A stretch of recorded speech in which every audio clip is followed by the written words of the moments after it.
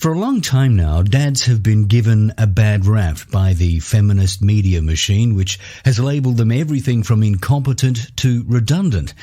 You see the spiteful denigration of men everywhere, often dressed up in inept comedies on the idiot box, the unpalatable offerings Hollywood spews out, and the skewed research findings of persons with vested interests and agendas.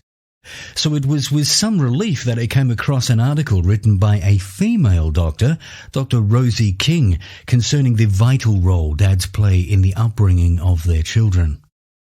Dr. King points out that prior to the Industrial Revolution, fathers played a pivotal role in raising kids. Dads would incorporate their work with educating their children in a much closer-knit society than we see today, one whose foundations have been critically undermined by the onset and propagation of feminist postulations.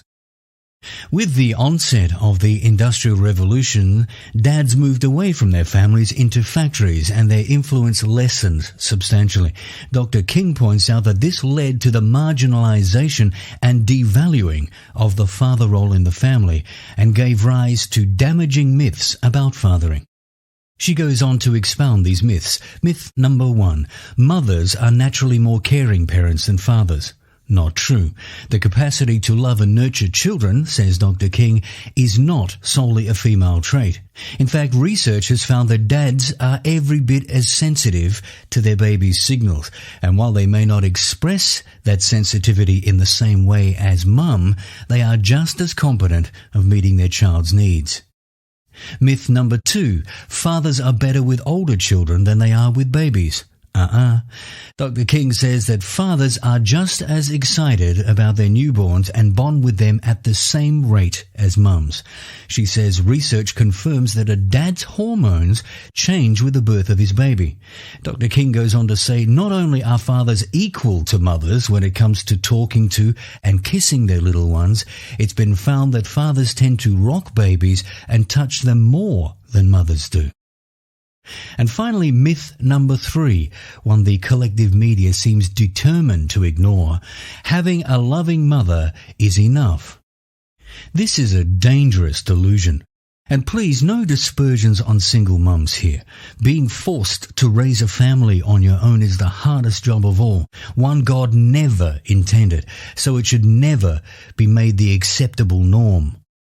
The statistics don't lie. Research from the US clearly shows that kids from fatherless homes are twice as likely to drop out of school, twice as likely to end up in jail, and 4 times as likely to need help for emotional and behavioral problems.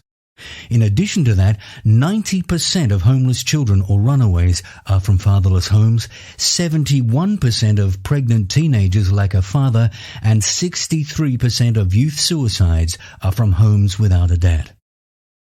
A warm, nurturing relationship with their father, says Dr. King, helps a child to develop autonomy, independence, achievement, creativity, and intellectual development. During teen years, kids who don't feel accepted and loved by their dads are more likely to feel insecure, unattractive, and untrusting with the opposite sex. Research shows that children whose fathers have long periods away from the family are less popular with their classmates and enjoy their friendships less.